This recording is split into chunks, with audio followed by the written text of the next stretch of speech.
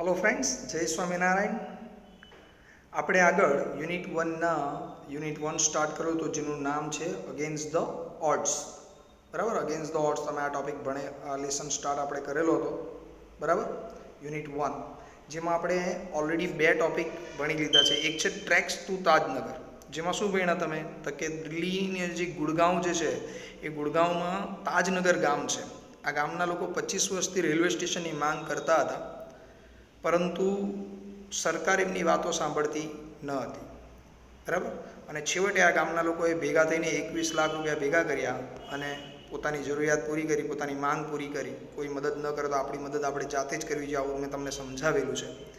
બરાબર, આપણે જાતે જ પ્રયત્ન કરવા જોઈએ એવું સમજાવ્યું છે, કોઈના ભરોસે નહીં બેસવાનું.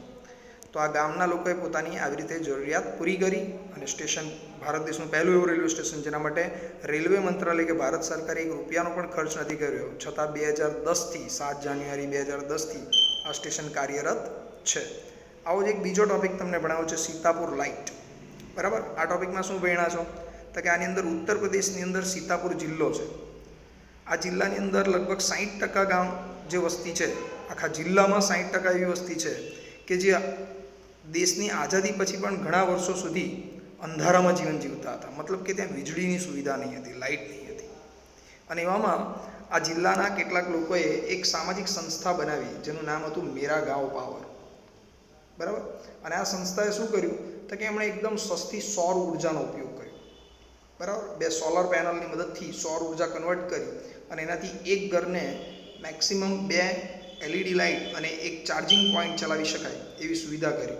અને લગભગ એકાદ વર્ષની અંદર તો આ જે સંસ્થા હતી MGP, એની સાથે આ જિલ્લાના 3500 ગ્રાહકો જોડાયા એક જ વર્ષની અંદર. બરાબર, અને ધીમે ધીમે આ સંસ્થાએ પોતાનું કામ વધાર્યું અને એમની જે સમસ્યા હતી, સરકાર એમના માટે કંઈ કરી ન શકી આટલા વર્ષોમાં, દેશની આઝાદી પછી આટલા વર્ષોમાં એમણે ક્યારેય વીજળીની સુવિધા કરી ન શકી. તો એ સમસ્યા એમણે જાતે, એ જે જિલ્લાના લોકો છે એમણે જાતે પૂરી કરી. બરાબર, તો એ આપણે ભણ્યા, આખી ઘટના સમજાવેલી છે કઈ રીતે થયું એ.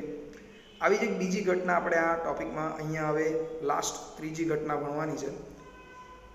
કઈ ઘટના ભણવાની છે? It is Palakkad public library. Library તમે બધા પરિચિત છો. લાઇબ્રેરી તમે જોઈએ છો, તમારી સ્કૂલમાં હશે, ક્યાં તો પછી તમે ક્યાંક કોઈ લાઇબ્રેરીની મુલાકાતે ગયા હો. આપણા સુરત શહેરની જો હું વાત કરું તો સુરત શહેરમાં ઘોડદોર રોડ વિસ્તારમાં આપણા દક્ષિણ ગુજરાતની સૌથી મોટી લાઇબ્રેરી છે, એ છે નર્મદ લાઇબ્રેરી. અને હજારો લાખો ચોપડાઓ છે, બુક્સ છે, પણ ત્યાં તમારે જવું હોય તો એની મેમ્બરશિપ લેવી પડે. બરાબર, તો તમે ત્યાં કોઈ પણ બુક્સ તમારે જે પણ જોઈતું હોય, જેના વિશે જાણવું હોય, બધા જ પ્રકારની બુક્સ ત્યાં મળે. બરાબર, તો કેમ આવી તો ઘણી લાઇબ્રેરી હોય, તો કેમ બધી લાઇબ્રેરી વિશે ભણાવવામાં નથી આવતું? તો પલક્કડ લાઇબ્રેરીનું એવું તો શું ખાસ છે, શું વિશેષતા છે કે આપણને અહીંયા ટેક્સ્ટ બુકમાં એને સ્થાન આપવામાં આવ્યું છે. આપણે ભણીએ છીએ કયો ટોપિક? અગેન્સ્ટ ધ ઓડ્સ, સામા પ્રવાહે. તો અહીંયા પણ છે ને આપણા સમાજની અંદર કેટલીક સમસ્યા છે સ્ત્રીઓ માટે. બરાબર, એ સ્ત્રીઓ, આ કેરલાની સ્ત્રીઓએ આ પલક્કડ લાઇબ્રેરીનો ઉપયોગ કરીને કેવી રીતે પોતાની સમસ્યાને દૂર કરી છે એ અહીંયા આપેલું છે. બરાબર, એક મુદ્દો આવે છે સ્ત્રી સશક્તિકરણ. તમે શબ્દ સાંભળ્યો હોય ગુજરાતીમાં, સ્ત્રી સશક્તિકરણ. તો બસ આ ટોપિકમાં સ્ત્રીઓ કેવી રીતે સશક્ત થઈ છે કેરલાની, એ જ આપણે જોવાનું છે. જોઈએ હવે ટોપિકમાં.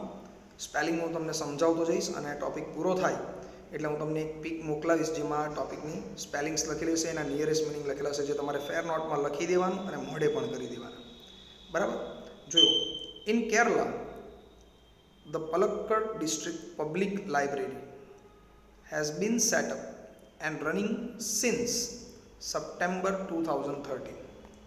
કેરલામાં પલક્કડ ડિસ્ટ્રિક્ટ પબ્લિક લાઇબ્રેરી આવેલી છે. કેરલાની અંદર, કેરલામાં એક લાઇબ્રેરી છે, જાહેર વાંચનાલય, જાહેર પુસ્તકાલય, જેનું નામ છે પલક્કડ ડિસ્ટ્રિક્ટ પબ્લિક લાઇબ્રેરી. એની સ્થાપના કરવામાં આવી કેરલામાં. એમાં એ છે ને આખા ભારત દેશની અંદર શિક્ષણનો સૌથી વધારે રેશિયો કેરલામાં છે. બરાબર, શિક્ષણ બધા રાજ્યો કરતાં સૌથી વધારે શિક્ષિત લોકો કેરલામાં મળી આવે. અને શિક્ષિત વ્યક્તિઓ એટલે એને વાંચનનો શોખ હોવાનો જ છે. બરાબર, રીડિંગનો શોખ હોવાનો જ છે. તો એ હેતુથી છે ને અહીંયા એક બહુ મોટી લાઇબ્રેરી શરૂ કરવામાં આવી પલક્કડ જિલ્લાની અંદર. અને એની સ્થાપના એ શરૂ થઈ ગઈ. એની સ્થાપના ક્યારે કરવામાં આવી છે? સપ્ટેમ્બર 2013માં. ત્યારથી આ લાઇબ્રેરી વર્ક કરે છે. લાઇબ્રેરી હોય તો એ શું હોય એની વ્યાખ્યા સાંભળો. એક પુસ્તકાલયની વ્યાખ્યા સાંભળો. It is a fine modern library. આ જે પલક્કડ લાઇબ્રેરી છે કેવી છે? એકદમ સરસ એવી આધુનિક લાઇબ્રેરી છે. અ centre for information. A centre for information. આ ઉપરાંત લાઇબ્રેરી શું છે? તો કે માહિતીનું કેન્દ્ર છે. તમારે કંઈક પણ માહિતી જોઈતી હોય, કોઈ પણ વસ્તુ છે, ભારતીય સંસ્કૃતિ હોય, બરાબર, અહીંયાના વિજ્ઞાન વિશે, ભારત દેશના, દુનિયાની કંઈક માહિતી જોઈએ છે, બરાબર, ટૂર ટ્રાવેલ્સ વિશે કંઈ જાણવું છે, ફૂડ વિશે જાણવું છે, બીમારીઓ વિશે જાણવું છે, કોઈ પણ માહિતી તમારે જોઈતી હોય તો એ બધું તમને લાઇબ્રેરીમાંથી મળી રહે. એમ આ પલક્કડ લાઇબ્રેરીની અંદર પણ બધી જ વસ્તુઓ છે. તો it is a centre for information, બરાબર, નોલેજ. એક લાઇબ્રેરીમાં માહિતી મળે, જ્ઞાન મળે, બરાબર, નોલેજ મળે, વિઝડમ મળે છે. આપણને આમાં સમજ આવે, ડાપણ આવે, એવું કંઈક જાણવા મળે. કલ્ચરલ એક્ટિવિટીઝ જોવા મળે, સાંસ્કૃતિક પ્રવૃત્તિઓ જોવા મળે, રિસર્ચ જાણવા મળે, એન્ડ રેફરન્સીસ એટલે કે સંદર્ભ પુસ્તકો. કોઈ પણ બાબત જાણવી છે, બરાબર, તો એના સંદર્ભ પુસ્તકો જોઈતા હોય તો એ બધું આપણને લાઇબ્રેરીમાંથી મળી રહે. તો આ પલક્કડ લાઇબ્રેરી પણ એવી જ હતી. એક મોડર્ન લાઇબ્રેરી, એક આધુનિક લાઇબ્રેરી હતી. અને આધુનિક લાઇબ્રેરીની અંદર આ બધી વસ્તુ હોય. એ માહિતીનું કેન્દ્ર હોય, આપણને નોલેજ આપે, જ્ઞાન આપે, વિઝડમ એટલે કે સમજ આપે, કલ્ચરલ એક્ટિવિટી થાય, બરાબર, સાંસ્કૃતિક પ્રવૃત્તિઓ થાય છે.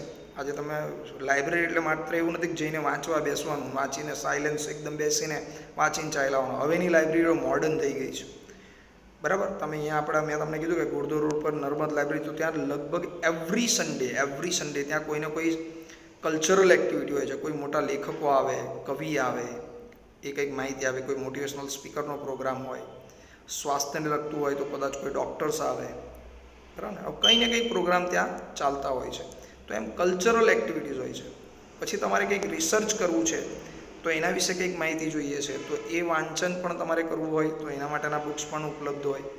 રેફરન્સ જોઈતું હોય, કોઈ બાબત પર તમારે સંદર્ભ જોઈએ છે, માહિતી જોઈએ છે, કનેક્ટેડ કંઈક બોલવું છે, એ વિષયને લગતું કંઈક બોલવું છે, તો એના માટે સંદર્ભ પુસ્તકો પણ મળી આવે, બરાબર. But it has recently been in the news for different reasons. પણ આ પલક્કડ લાઇબ્રેરી એક બીજા જ કારણથી આજે ચર્ચામાં છે, બરાબર. A third of its 1,000 members are women. આ લાઇબ્રેરી કેમ ચર્ચામાં છે એનું હવે કારણ સાંભળવાનું છે. તો સૌથી પહેલું કારણ એવું છે કે આ લાઇબ્રેરીની 1/3 જે વાચકો છે, આ લાઇબ્રેરીની અંદર જે વાંચન કરવા આવે છે એનો ત્રીજો ભાગ, 1/3 ભાગ એટલે 30% લોકો, એ કોણ છે? આ લાઇબ્રેરીના સભ્યો, એ સ્ત્રીઓ છે. બોલો, આપણે ત્યાં સ્ત્રીઓ ભાગ્યે જ પુસ્તકાલયમાં જાય, છોકરીઓ ભાગ્યે જ પુસ્તકાલયમાં જાય વાંચવા માટે. પણ મેં તમને કીધું એમ કેરલા બહુ શિક્ષિત રાજ્ય છે, બરાબર. તો ત્યાંની લગભગ આ લાઇબ્રેરીના જે કુલ સભ્યો છે એ કુલ સભ્યોમાં 30% સભ્યો કોણ છે? સ્ત્રીઓ છે. આ એની વિશેષતા છે આ લાઇબ્રેરીની, બરાબર. Third of its 1,000 members are women. These women, supported by the share space the library offered them. આ ઉપરાંત આ લાઇબ્રેરીની વિશેષતા શું છે સાંભળો. તો આ લાઇબ્રેરી શું કામ કરે છે? એણે શું કર્યું? તો માત્ર સ્ત્રીઓ જ છે, 30% સ્ત્રીઓ વાંચન કરવા માટે આવે છે, આ લાઇબ્રેરીના સભ્યો છે, એટલી જ વિશેષતા નથી. પણ આ લાઇબ્રેરીએ એ વાચકો માટે, સ્ત્રી વાચકો માટે, એના જે સભ્યો હતા એને સપોર્ટ કરવા માટે કે ભાઈ સ્ત્રીઓમાં પણ વાંચનનું પ્રમાણ વધે, શિક્ષણનું પ્રમાણ વધે, બરાબર, જ્ઞાનનું પ્રમાણ સ્ત્રીઓમાં પણ વધારે થાય, એના માટે સ્પેશિયલ એક અલગ સ્પેસ કરી આપો, જગ્યા આપે. કેમ? તો કે સ્ત્રીઓને સંકોચ ન થાય કે આટલા બધા પુરુષોની વચ્ચે કેવી રીતે બેસવું, એ સંકોચ ન થાય એટલા માટે અલગ સ્પેસ આપી, અલગ જગ્યા આપી. ભાઈ સ્ત્રીઓને વાંચવું છે તો આ બધું તમે અલગથી બેસી શકો છો, તમને કોઈ ડિસ્ટર્બન્સ નહીં કરે, બરાબર. Launched a women's unit in February 2014. હવે 1/3 ભાગ સભ્યો સ્ત્રીઓ હતી આ લાઇબ્રેરીની અંદર. તો આ લાઇબ્રેરીના જે સ્ત્રી વાચકો હતા એમણે ભેગા થઈને એક તો એમણે લાઇબ્રેરી અલગ સ્પેસ આપી, અલગ જગ્યા આપી, એટલે આ લાઇબ્રેરીના સભ્યોએ શું કર્યું, સ્ત્રી વાચકોએ, એમણે 2014 ફેબ્રુઆરી 2014માં, 2013માં તો લાઇબ્રેરી શરૂ જ થઈ છે, એમાં ફેબ્રુઆરી 2014માં આ લાઇબ્રેરીની જે સ્ત્રી વાચકો હતા એમણે એક વુમન યુનિટ શરૂ કર્યું, એટલે સ્ત્રીઓ માટેનો અલગ વિભાગ એમણે શરૂ કર્યો. The unit got together to discuss methods of empowering women. Empowering, આ જે વર્ડ છે એમ્પાવરિંગ, ડિસ્કસ એટલે ચર્ચા કરવી, ડિસ્કસનો અર્થ થાય છે ચર્ચા કરવી, ને એમ્પાવરિંગનો અર્થ થાય છે સશક્તિકરણ, સશક્ત બનાવવું એને. તો આ યુનિટ, જે સ્ત્રીઓનું આ જે યુનિટ હતું આ લાઇબ્રેરીમાં, એ લોકો છે ને આવીને ત્યાં નોર્મલી સ્ત્રીઓ ભેગી થાય એટલે શું થતું હોય, એમને 3 ટોપિક પર ચર્ચા ચાલતી હોય, ખોટું ન લગાડશો, પણ 3 ટોપિક પર ચર્ચા હોય છે, બરાબર. કાં તો જ્વેલરી પર હોય, કાં તો સિરિયલ પર હોય, બરાબર, ક્યાં તો પછી પોતાના બાળકો પર હોય. પણ આ યુનિટની જે સ્ત્રીઓ હતી, કેરલાની આ જે લાઇબ્રેરીની અંદર આવતી જે સ્ત્રીઓ હતી, તેઓ શું ચર્ચા કરતા હતા ભેગા થઈને, તો તેઓ સ્ત્રીઓને કેવી રીતે વધુ સશક્ત બનાવવું એ વિષય પર ચર્ચા કરતા. કેમ?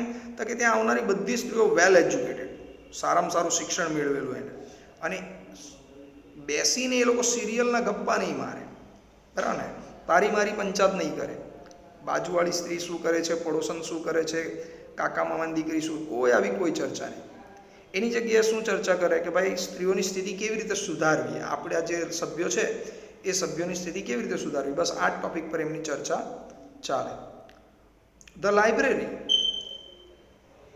library opened its hall for film screening, workshops in home economics or gardening. આ લાઇબ્રેરી બીજું શું કર્યું, તો એણે અલગ હોલ આપ્યો, સ્ત્રીઓ માટે એક અલગ હોલની વ્યવસ્થા કરી.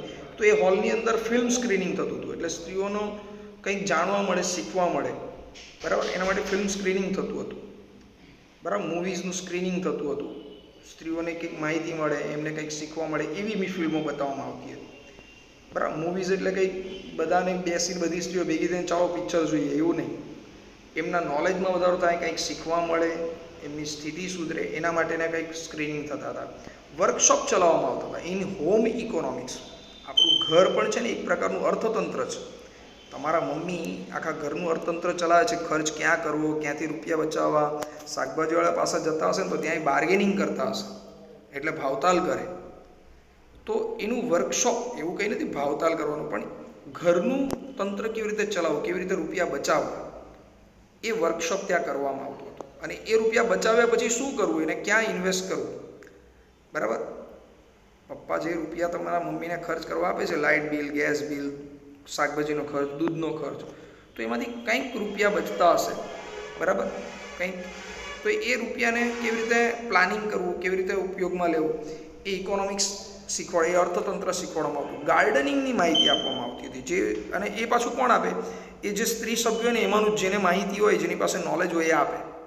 તો ગાર્ડનિંગ શીખવાડવામાં આવતી હતી, ભાઈ કેવી રીતે આપણા ઘરની આજુબાજુ હરિયાળું વાતાવરણ રાખવું, બરાબર, ઓછી જગ્યામાં કેવી રીતે ગાર્ડનિંગ કરવું વગેરે.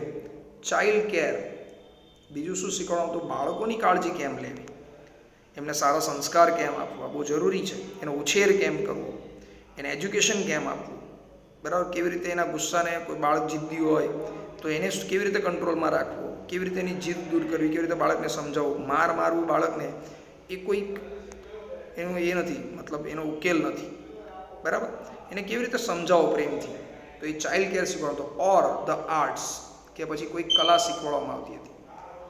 And for women to get help in managing family conflicts. અને આ ઉપરાંત શું હતું, તો સ્ત્રીઓને એમના ઘરોની અંદર જે કંઈ તકરાર થાય, સ્ત્રીને ઘણું સહન કરવાનું હોય ભારત જેવા દેશની અંદર, બરાબર. ઘરમાં તકરાર એટલે કદાચ એના પતિ એને મારઝૂડ કરતા હોય, કદાચ એનું અપમાન કરતા હોય, કદાચ એને દહેજ માટે હેરાન કરવામાં આવતી હોય, બહુ બધી પ્રોબ્લેમ્સ છે. એના સાસુ સસરા કદાચ એની સાથે ઝઘડો કરતા હોય, બરાબર, એનું માન ન જાળવતા હોય, ગમે તે ફેમિલી કન્ફ્લિક્ટ હોય, મતલબ કે કૌટુંબિક તકરારો હોય, તો એનો ઉકેલ પણ અહીંયા લાવવામાં આવતો, એને હેલ્પ કરવા. કારણ કે બધી સ્ત્રીઓમાં મેં કીધું ને કે એજ્યુકેટેડ સ્ત્રીઓ એટલે કોઈક વકીલ પણ હશે, તો એ પણ માહિતી આપે. લીગલ ડિસ્પ્યુટ એટલે કાયદાકીય જે ગૂંચવાડા હોય, ડિસ્પ્યુટ એટલે તકરાર જ થાય, ઝઘડો, ક્વારલ. જે કાયદાકીય ઝઘડા હોય, જેમ કદાચ કોઈ સ્ત્રીને તલાકનો કેસ ચાલતો હોય, કદાચ કોઈ સ્ત્રીને એ પોતાના પતિ કે એના સાસુ સસરા પર મારઝૂડ માટેનો કેસ, ખાધા ખોરાકીનો કેસ કર્યો હોય, કંઈ પણ હોઈ શકે, લીગલ ડિસ્પ્યુટ, બરાબર, કેવી રીતે પતિના મિલકતમાં ભાગ લેવો, બરાબર, તો એ બધું અહીંયા માહિતી આપવામાં આવતી. એન્ડ પ્રોફેશનલ્સ પ્રોબ્લેમ્સ, અને આ ઉપરાંત કેટલીક સ્ત્રીઓ વ્યાવસાયિક સ્ત્રીઓ પણ હતી. વ્યાવસાયિક સ્ત્રીઓ એટલે કોઈ નાનો મોટો વ્યવસાય કરતી હતી, કોઈ પાપડ ઉદ્યોગ, જેમ નાના ગૃહ ઉદ્યોગો સ્ત્રીઓ ચલાવતી હોય, પાપડ ઉદ્યોગ હોય, બરાબર, કંઈક બીજી પ્રોડક્ટ બનાવતા હોય, તોરણ વગેરે બનાવતા હોય, કંઈ પણ એવું, તો એ સ્ત્રીઓને કઈ રીતે પ્રોફેશનલ બનાવી, ભાઈ તમારો વ્યવસાય તમારે કઈ રીતે તમે વધારી શકો, એ બધું અહીંયા શીખવાડવામાં આવતું હતું, બરાબર, એમને હેલ્પ કરવામાં આવતી હતી. આટલી બધી સ્ત્રીઓ, બરાબર, 1000માંથી 30% સ્ત્રીઓ હોય, 30% સ્ત્રીઓ હોય એટલે લગભગ 330 કરતાં 300 કરતાં વધારે સ્ત્રીઓ તો હોય જ 30%માં. હવે આટલી સ્ત્રીઓમાંથી કોક તો એની વસ્તુઓ ખરીદતું હશે ને, હેલ્પ કરતું હશે ને, બરાબર.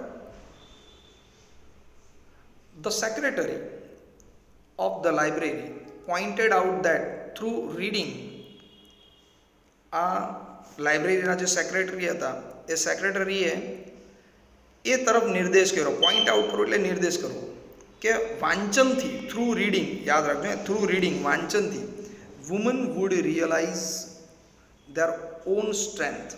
વાંચન જેમ સ્ત્રીઓનું વધતું ગયું ને એમ સ્ત્રીઓને પોતાની તાકાત ખબર પડવા લાગી કે સ્ત્રી શું કરી શકે, એમનામાં કેટલી શક્તિ હોય, બરાબર, એ માત્ર સહન કરવા માટે નથી બનેલી, બરાબર, એની પાસે કેટલી શક્તિ છે. And forge a unity.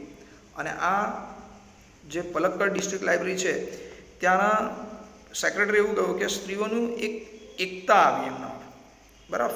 Forge એટલે રચના કરવી. એમણે પોતાનું એક યુનિટ બનાવ્યું કે કંઈ પણ થઈ જાય તો આ 300 સ્ત્રીઓ પોતાની જે સભ્યો હોય એની મદદ માટે પહોંચી જાય, બરાબર. ઉદાહરણ છે કે ભાઈ 1300 સ્ત્રીઓ એના મદદ માટે પહોંચી જતી. It was noted that the lending libraries of earlier times were disappearing and the present rural reading rooms were too often full of only male readers. હવે આ ઉપરાંત બીજી પ્રોબ્લેમ શું હતી તો કેરલાની અંદર એવું જોવામાં આવ્યું કે મોટાભાગની જે લાઇબ્રેરી હતી, અગાઉની જે લાઇબ્રેરી કેવી લેન્ડિંગ લાઇબ્રેરી, લેન્ડિંગ એટલે શું, અગાઉની જે લાઇબ્રેરી હતી રૂઢી, એ પરંપરાગત જ કામ કરતી. મતલબ લાઇબ્રેરીનું કામ શું હોય, કોઈ પુસ્તક જે સભ્યો હોય એને ઉછીનું આપે, બરાબર, એનું નામ નોંધી લે, પેલો વ્યક્તિ લઈ જઈને વાંચે, પાછી મૂકી જાય, બરાબર, એટલે બોરો અને લેન્ડ એમ બે વસ્તુ થતી. તો it was noted that the landing libraries of earlier, પહેલાંના સમયની એવી લાઇબ્રેરીઓ કે જે માત્ર પુસ્તકો વાંચવા માટે આપતી હતી, વર ડિસઅપિયરિંગ એટલે અદૃશ્ય થઈ ગઈ છે આજે. મતલબ માત્ર ચોપડી ઉધાર આપવા માટે એ લાઇબ્રેરીઓ રહી નથી. એન્ડ ધ પ્રેઝન્ટ રૂરલ, ને આજની તારીખમાં જે ગ્રામીણ, રૂરલ એટલે ગ્રામીણ વિસ્તારમાં જે રીડિંગ રૂમ બનાવવામાં છે, ભારત સરકારે છે ને સ્ત્રીઓની અંદર, એટલે લોકોમાં વાંચનનું પ્રમાણ વધે એટલા માટે રીડિંગ, તમારા વિસ્તારમાં પણ ક્યાંક ને ક્યાંક રીડિંગ રૂમ હશે. SMCએ બનાવેલા, સુરત મહાનગરપાલિકાએ બનાવેલા, બરાબર, દરેક વિસ્તારમાં છે, ગવર્મેન્ટે બનાવેલ છે. આપણને એની માહિતી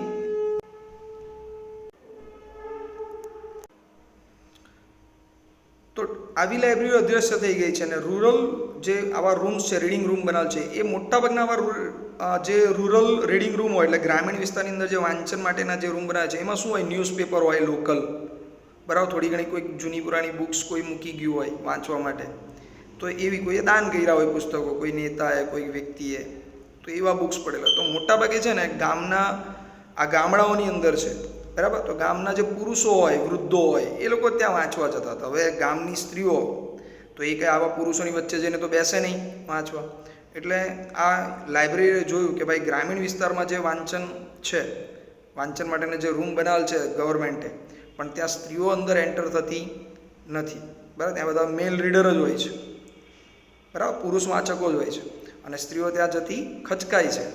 તો હવે શું કરવું જોઈએ, તો એના માટે કંઈક અલગ યુનિટ બનાવવું જોઈએ. આ the unit discuss that if the once well-read women of Kerala continue to squander their hours in front of television. આ સ્ત્રીઓએ ચર્ચા કરી, આ યુનિટ જે હતું પલક્કડ ડિસ્ટ્રિક્ટ લાઇબ્રેરીનું જે વુમન યુનિટ જે હતું એણે ચર્ચા કરી. કઈ બાબત પર ચર્ચા કરી કે જો એકવાર કેરલાની જે સ્ત્રીઓ છે, once well read woman of Kerala, એકવાર જો કેરલાની સ્ત્રીઓ સારું વાંચન કરતી થઈ જશે તો એ કલાકો જે ટીવીની આગળ પેલી ફાલતુ સિરિયલો, સ્ક્વેન્ડર એટલે વ્યર્થહીન અને મૂર્ખ બનાવતી વ્યર્થહીન જે સિરિયલો જોવામાં પોતાના કલાકો બગાડે છે, એ કલાકો કંઈક ઉત્પાદન ક્રિયામાં, કંઈક નોલેજ વધારવામાં કરશે, બરાબર? એ પ્રોડક્ટિવ બનશે, એની લાઈફ સુધરશે, બરાબર? તો સિરિયલોની પાછળ કલાકો બગાડવા અને એની ચર્ચાઓ કરવી એના કરતાં કંઈક વાંચીને નોલેજ વધારવું, કંઈક શીખવું એ વધારે ઉપયોગી થાય. It would encourage a climate in which women are afraid to go out after dark. ટૂંકમાં સ્ત્રીઓને એટલી સશક્ત બનાવવાની હતી કે જે સ્ત્રીઓને અંધારામાં જતાં બીક લાગતી હોય, જો બીક શાની હોય, ડર શાનો હોય બેટા? ડર છે ને હંમેશા અધૂરી માહિતીનો હોય, અજ્ઞાનતાનો હોય.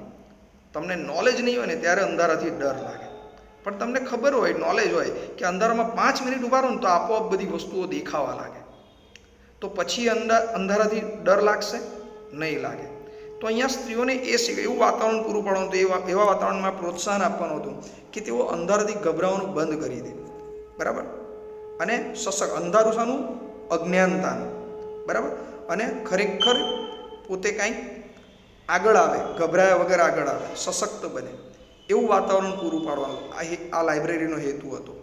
સો the unit has formulated plans on opening separate reading rooms for women. તેથી આ પલક્કડ ડિસ્ટ્રિક્ટ લાઇબ્રેરીનું જે યુનિટ હતું એણે નક્કી કર્યું કે ભાઈ આપણે સ્ત્રીઓના વાંચન માટે, જેમ પુરુષો વાંચન માટે ત્યાં રીડિંગ રૂમ છે, એમ સ્ત્રીઓના વાંચન માટે પણ અલગથી આપણે સેપરેટ એટલે અલગથી રીડિંગ રૂમ બનાવીશું, બરાબર? એની રચના સરકારને કહીશું, આપણે બનાવીશું એમ. Palakkad district library stands tall as a beacon to encourage women's empowerment, બરાબર? પલક્કડ ડિસ્ટ્રિક્ટ લાઇબ્રેરીને આજે સ્ત્રીઓની પાછળ એક આધાર સ્તંભની જેમ ઊભી છે, બરાબર ને? એમને પ્રોત્સાહિત કરવા માટે. શા માટે? તો સ્ત્રી સશક્ત બને, સ્ત્રી મજબૂત બને, એના માટે ઊભી છે, બરાબર? મજબૂતાઈથી ઊભી છે. સ્ટેન્ડ ટોલ એટલે મજબૂતાઈથી ઊભી છે એમના આધારમાં આ પલક્કડ ડિસ્ટ્રિક્ટ લાઇબ્રેરીનું વુમન યુનિટ. શાના દ્વારા? Through classes. એમને કંઈક એ લાઇબ્રેરીની અંદર જે અલગ હોલ આપવામાં આવેલો છે પલક્કડ ડિસ્ટ્રિક્ટ લાઇબ્રેરીમાં, ત્યાં સ્ત્રીઓને કંઈક ટ્રેનિંગ આપવાની હોય, કંઈક શીખવવાની હોય, તો એ માહિતી ત્યાં આપવામાં આવે, ક્લાસીસ દ્વારા એમને માહિતી આપવામાં આવે. ક્લબ ચલાવવામાં આવે છે સ્ત્રીઓનું. વર્કશોપ એટલે કંઈક શીખવાડે અંદર, કે ભાઈ અઠવાડિયાનું વર્કશોપ છે, બરાબર? કોઈને સિલાઈ કામ શીખવું છે, કોઈને કંઈક સ્ત્રીઓ જે કંઈ કામ કરી શકતી હોય, બરાબર, તો એનું નોલેજ આપવા માટેના વર્કશોપ છે. ગાર્ડનિંગ કેમ કરવું એનું વર્કશોપ છે. બાળકોની કાળજી કેમ લેવી એનું વર્કશોપ છે. કોઈ કાયદાકીય ગૂંચવાડા હોય તો શું કરવું જોઈએ, કેવી રીતે મદદ લેવી જોઈએ કાયદાની, એનું વર્કશોપ છે, વગેરે વગેરે. એન્ડ રીડિંગ રૂમ, અને વાંચન માટેના રૂમ પણ આ લાઇબ્રેરીએ, પલક્કડ ડિસ્ટ્રિક્ટ લાઇબ્રેરીના વુમન યુનિટે તૈયાર કર્યા. And there are the books which will provide the women the strength they need to make good use of these opportunities. અને ખરેખર પુસ્તકો છે ને બહુ મોટા મિત્ર કહેવાય આપણા. જે વ્યક્તિની પાસે સારામાં સારું વાંચન હોય ને એ દુનિયામાં ક્યારેય ક્યાંક પાછળ નહીં પડે, બરાબર? એની પાસે નોલેજ જ એટલું હોય. તો અને પછી શું થયું? આ સ્ત્રીઓને વાંચતી કરી રીડિંગ રૂમ દ્વારા કેરલાની. તો there are the books, એવા પુસ્તકો છે which will provide the woman the strength. પુસ્તકો વાંચવાથી સ્ત્રીને નોલેજ મળશે તો સ્ત્રી કેવી બનશે? સશક્ત બનશે. એને માહિતી હશે બધી, કોઈનાથી ગભરાશે નહીં, બરાબર? તો એ મજબૂત બનશે. And they need to make good use of this opportunity. એમને આ લાઇબ્રેરી એક સારી તક ઝડપવાનો મોકો આપે છે, બરાબર? એક કોઈ પણ એને ઓપોર્ચ્યુનિટી મળતી હશે ને એનો એ ઉપયોગ કરી શકશે, પોતાનો વિકાસ કરી શકશે, પોતાના ઘરને, પોતાના પતિને એ મદદરૂપ થઈ શકશે, બરાબર? તો પોતાની સમસ્યાએ આવી રીતે જાતે હલ કરી શકે છે. આના માટે પલક્કડ ડિસ્ટ્રિક્ટ લાઇબ્રેરી છે. ખ્યાલ આવી ગયો મિત્રો? તો અહીંયા આ ટોપિક આપણો પલક્કડ ડિસ્ટ્રિક્ટ લાઇબ્રેરી કમ્પ્લીટ, બરાબર? આની સ્પેલિંગ્સ હું તમને લખીને સેન્ડ કરીશ, જે તમારે નોટબુકમાં વ્યવસ્થિત લખી દેવાની છે અને મોઢે કરવાની છે. તો આની સાથે જ મિત્રો આપણું યુનિટ 1 કમ્પ્લીટ થઈ ગયું, બરાબર? યુનિટ 1ના અંતે તમારે હોમવર્કમાં શું કરવાનું છે? એક તો સ્પેલિંગ લખી દેવાની છે, બરાબર? તમારી પાસે ગાઈડ હશે. જો નહીં હોય તો હું એના ફોટા તમને મોકલાવીશ. ગાઈડના નહીં, શું લખવાનું છે એના ફોટા મોકલાવીશ, બરાબર? એક તો છે ને તમારી નોટબુકની અંદર તમારી એક્સરસાઇઝ જે છે, ધ્યાનથી સાંભળી લેજો, એક્સરસાઇઝ જે છે એમાં ટ્રુ ફોલ્સ આપેલા છે, ટેક્સ્ટ બુકના ટ્રુ ફોલ્સ પૂછાય છે. તો આ એક એક્સરસાઇઝ દેખાય છે V5, તમારી બુકમાં જોજો આ V5ની એક્સરસાઇઝ છે ટ્રુ ફોલ્સ. બરાબર, એક લખજો. બરાબર, એક લખજો. રાઈટ, આમાંથી ટ્રુ ફોલ્સ પૂછી શકે. ત્યાર પછી V5 લખ્યા પછી શું કરવાનું છે, તો એના પછી આ રહ્યા બીજા ટ્રુ ફોલ્સ આપેલા છે ટેક્સ્ટ બુકને લગતા બીજા. આ એક લખવાના છે, એક પેલા લખવાના છે અને એક આ V1 અને C1, આ બે એક્સરસાઇઝ તમારે લખવાની છે. બરાબર, ટ્રુ ફોલ્સ. જેમાં the government funded 21 lakh rupees to build the railway stations. બોલો, સરકારે આપેલા કે પછી લોકોએ જાતે ભેગા કરેલા? તાજનગર ગામના લોકોએ. તો તાજનગર ગામના લોકોએ જાતે 21 લાખ રૂપિયા ભેગા કરેલા, કે ગવર્મેન્ટે મદદ નથી કરી. એટલે આ સેન્ટન્સ કેવું કહેવાય ટેક્સ્ટ બુકના આધારે? ફોલ્સ. બરાબર. મેજોરિટી, બીજું વાક્ય છે, the majority living Tajnagar are businessmen. આ તો મેં તમને પૂછેલું જ હતું વાક્ય. બરાબર, તો બિઝનેસમેન નથી, એ ફાર્મર્સ છે તાજનગરના લોકો, એટલે આ વાક્ય પણ કેવું છે? ફોલ્સ. રાઈટ, તો તમે એ લખજો. પાઠના આધારે તમારે આ ટ્રુ ફોલ્સ લખવાના છે. વાક્ય લખવાનું ખાસ ધ્યાન રાખજો, વાક્ય લખવાનું છે અને એના નીચે ટ્રુ છે કે ફોલ્સ એ તમારે લખતા જવાનું. તો V1 લખવાની છે, પછી C1 લખવાની છે. અને હવે ત્યાર પછી શું બીજું લખવાનું છે મિત્રો? તો ત્યાર પછી તમારે શોર્ટ નોટ્સ લખવાની છે, ટૂંક નોંધ લખવાની છે. સાંભળજો, જરા ધ્યાનથી લખવાની છે. શું એ સાંભળજો. કઈ ટૂંક નોંધો લખવાની છે? તો તમારે આ 3 શોર્ટ નોટ દેખાય છે, C8 એક્સરસાઇઝ. જરા ધ્યાનથી જોઈ લેજો. કઈ એક્સરસાઇઝ લખવાની છે મિત્રો? C8. એમાં 3 એક્સરસાઇઝ છે, 3 ટૂંક નોંધ છે. Palakkad district library, dream of railway station comes true અને MGP drive for solar power in Sitapur district. 3 IMP short note છે, બોર્ડમાં અલગ અલગ વર્ષોમાં પૂછાયેલી છે. એટલે 3 નોટબુકમાં વ્યવસ્થિત સારા અક્ષરે લખવાની છે તમારે. ખ્યાલ આવી ગયો ફ્રેન્ડ્સ? ઓકે, તો બાકીનું નેક્સ્ટ વિડીયોમાં આટલું હોમવર્ક તમારે કમ્પ્લીટ કરી રાખવાનું છે. બાકીનું નેક્સ્ટ લેક્ચરમાં જોઈશું. Okay friends, bye. જય સ્વામિનારાયણ.